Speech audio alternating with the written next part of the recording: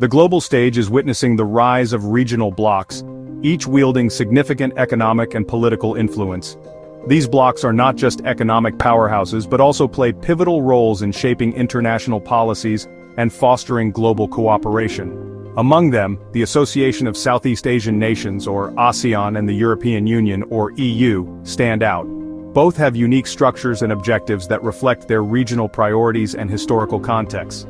ASEAN, comprising 10 Southeast Asian nations, boasts a combined GDP of over $3.3 trillion. This economic bloc has shown remarkable growth and resilience, becoming a key player in the global market. It is home to a population exceeding 660 million people. This diverse and dynamic population contributes to the region's vibrant culture and economic dynamism. The EU, a political and economic union of 27 European countries, boasts a GDP of over $17 trillion and a population of approximately 447 million. Its influence extends far beyond its borders, impacting global trade and politics. These figures alone highlight the substantial economic and demographic weight these blocs carry in the global arena. Their policies and decisions can have far-reaching consequences for the global economy. The EU, with its single market and common currency, has achieved a level of integration that has long made it a model for regional cooperation.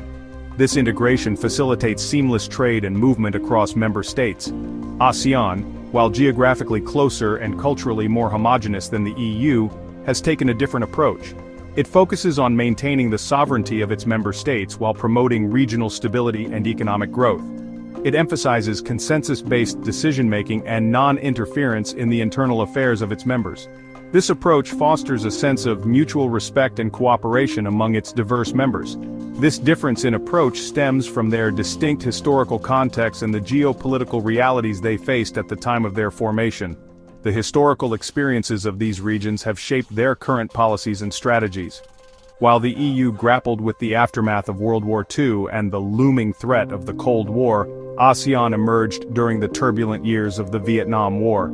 These events significantly influenced their foundational principles and objectives.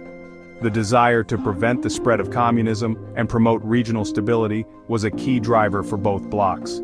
Their efforts in maintaining peace and stability have been crucial in their respective regions. However, their methods differed significantly. The EU's approach to integration contrasts with ASEAN's emphasis on dialogue and non-interference. The EU pursued closer political and economic integration, while ASEAN focused on dialogue, cooperation, and peaceful coexistence. These strategies reflect their unique regional needs and historical experiences. Despite their different paths, both ASEAN and the EU have emerged as significant players in the global arena. Their influence in international trade, investment, and diplomacy continues to grow. They have become important actors in international trade, investment, and diplomacy. Their roles in shaping global policies and fostering international cooperation are indispensable. As the world becomes increasingly interconnected, understanding the dynamics of these regional blocs is crucial for navigating the complexities of global geopolitics. Their continued evolution will undoubtedly shape the future of international relations. The formation of ASEAN and the EU was driven by a shared desire for peace, stability, and prosperity in the aftermath of devastating conflicts. Both regions had experienced significant turmoil and sought to create frameworks that would ensure a more secure and cooperative future. However, their approaches to achieving these goals differed significantly, reflecting their unique historical contexts and geopolitical realities. While Europe focused on deep integration, Southeast Asia emphasized regional stability and mutual respect. The EU, formally established with the Maastricht Treaty in 1993, traces its roots back to the aftermath of World War II. The devastation of the war highlighted the need for a united Europe to prevent future conflicts. The devastation and division wrought by the war fueled a desire for lasting peace and cooperation among European nations. This led to the creation of institutions aimed at fostering economic and political unity. The initial focus was on economic integration, beginning with the European Coal and Steel Community in 1951. This was seen as a way to bind the economies of Europe together, making war between member states less likely. This gradually expanded to encompass a wider range of sectors, culminating in the establishment of the European Economic Community in 1957. The EEC laid the groundwork for the modern EU, promoting economic cooperation and free trade. ASEAN, on the other hand, emerged in 1967 amidst the turmoil of the Vietnam War and the Cold War rivalry in Southeast Asia. The region was fraught with political instability and conflict. The founding members, Indonesia, Malaysia, the Philippines, Singapore, and Thailand, sought to prevent the region from becoming a battleground for superpowers. They aimed to promote regional peace and stability through cooperation. The Bangkok Declaration, which marked the association's formation, emphasized respect for national sovereignty, non-interference in internal affairs, and peaceful resolution of disputes.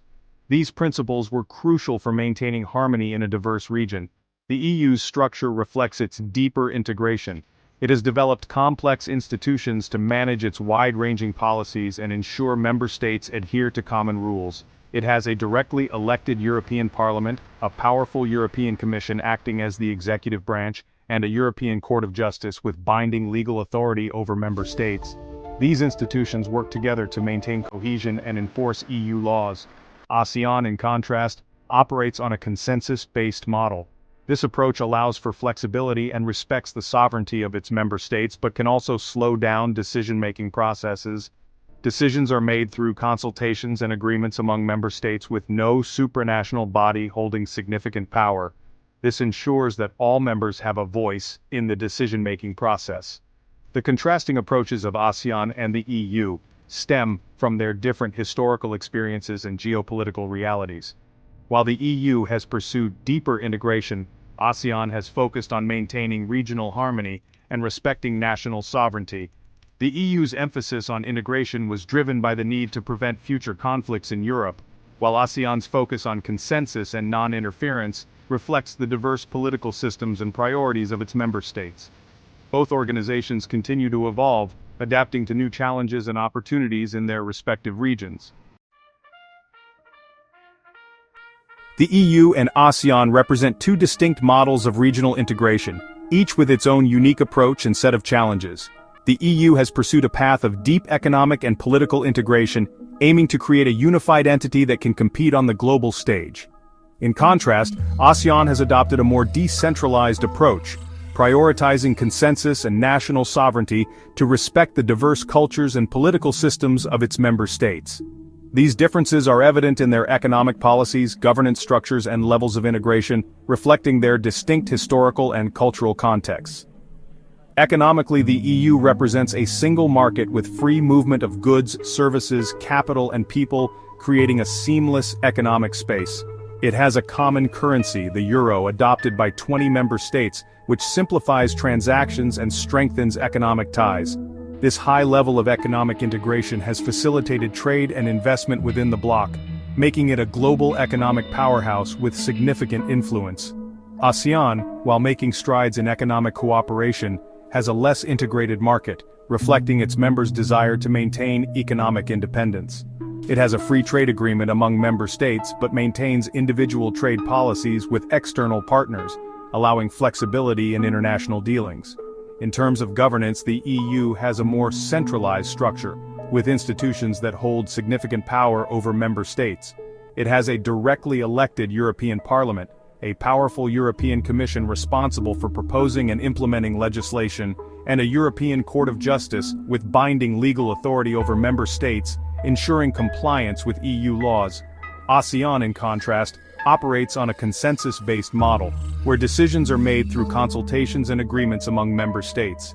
This approach ensures that no single country dominates the decision-making process, but it can also slow down the implementation of regional initiatives. The level of integration also differs significantly between the two regions. The EU has harmonized many aspects of its members' laws and regulations, creating a single market and a common legal framework that facilitates business and travel. It has also developed common policies in areas such as agriculture, fisheries, and foreign policy, further integrating its member states. ASEAN, while making progress in areas like trade facilitation and visa-free travel, maintains a higher degree of autonomy for its member states, allowing them to pursue their own national interests. These differences in economic policies, governance structures, and levels of integration reflect the distinct paths taken by the EU and ASEAN, shaped by their unique histories and regional dynamics. The EU's model of deep integration has brought about significant economic benefits and political stability for its members, creating a more unified and powerful entity. However, it has also faced challenges, such as the Greek debt crisis and the UK's exit from the bloc, which have tested the resilience of its integration model. ASEAN's more decentralized approach has allowed it to accommodate the diversity of its member states and maintain regional stability, fostering cooperation without compromising national sovereignty.